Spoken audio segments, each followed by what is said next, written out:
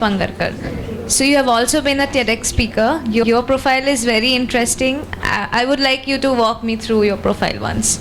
I'll certainly do that. Can I request everyone to give a round of applause for her? She has been a great host, Thank you so much. amazing patience levels. So Thank you. kudos to you. Thank you. An amazing voice, and you have an amazing voice. Thank you, ma'am. Thank you. Thank you so much for having me here, first of all. So I'm an electrical engineer, then did my MBA. Learned digital marketing in the classroom with no internet. So I'm talking about 2012 era wherein there was no internet per se. And people did not even know about digital marketing that much at that time. I think I did, but You that's did. so that's Yes, why I you- started the same. Then I went on to do my doctorate in digital marketing. Okay. Burnt my fingers while doing few things in augmented reality, virtual reality, and then started getting my hands dirty in artificial intelligence in 2019. Okay. So since then I've been a AI user per se. I happened to write India's first book on generative AI, which got Okay. released in 2022, and from then I'm into AI consultancy for Okay. various organizations. From AI can help them.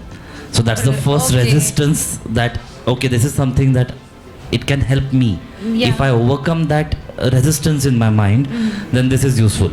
Now let me walk you the ulta journey for it.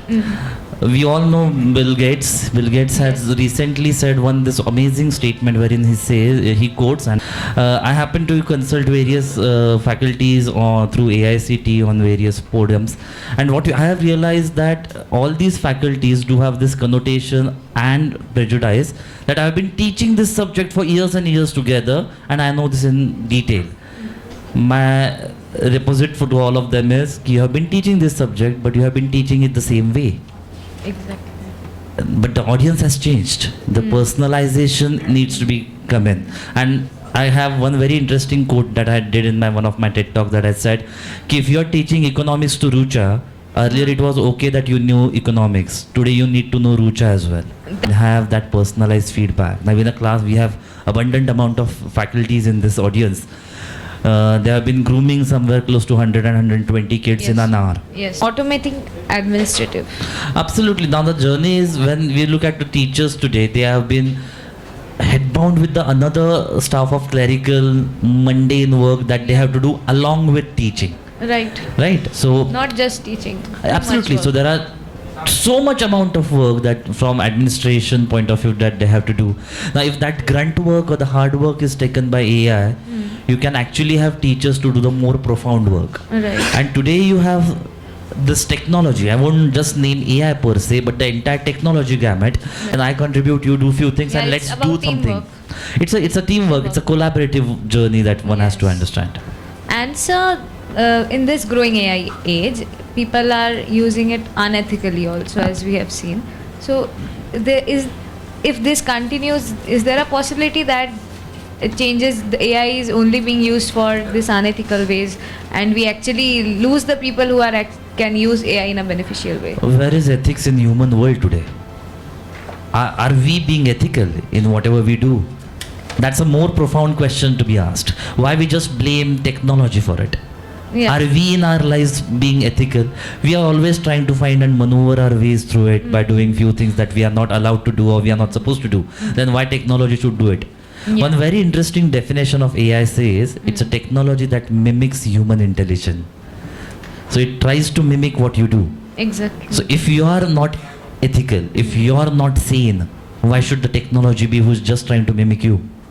Yeah, it is just saying what we are. Absolutely. asking So it. if it is just trying to copy what I am and who I am and what I do, and from that point of perspective, if I am not ethical, why should my technology be? Eventually, where I want to drive the entire discussion to, it's a platform, it's a technology. It You is use the about way. mind. Technology has no fault. Absolutely. It never not. had actually. I'll give you an example for you. Let's assume if a mother asks a child to go and bring a red label, what would a child do? He'll bring tea. Now after some time, if a father asks a child and go and bring red label, what the child will do? Is it the fault of child? No. It's exactly where AI is. AI has no prejudice per se. It has no fear, no favor. It looks in your eyes and says, hey, you look like this. I think you have this. Yeah. So again, it has no fear, no favor. So it is actually just mimic Replicate, of yeah, replica of ours. absolutely. Just I want to squeeze in one last question. In your opinion, what are the most promising AI innovations? Amazing question. The AI has vision AI. There is voice AI. There is Because translate. like the other person also said, except ChatGPT, no Ma'am, one knows anything. Ma'am, there are not Wow. one or two, Wow. few crores. Divide the launch of first AI tool minus today's, and then divide it by number of hours. You will have an amazing number that every hour 742 AI tools are launching every hour. Every hour. Are how many of them we know? Even that's a question.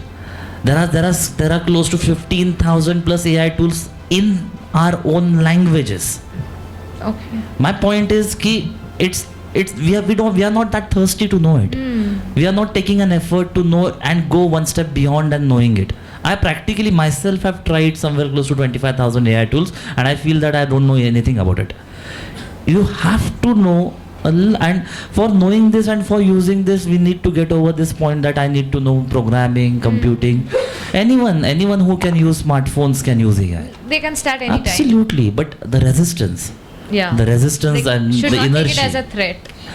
I don't know why we are taking it. When we didn't take digital as a threat, No, we did not. why not? It was more prolonged threat per se than AI. Right. And one has to be we have to be ready for it. And you know why? There is one great computational point in from psychology, not from the technology, and it says there is this concept called as half-life knowledge.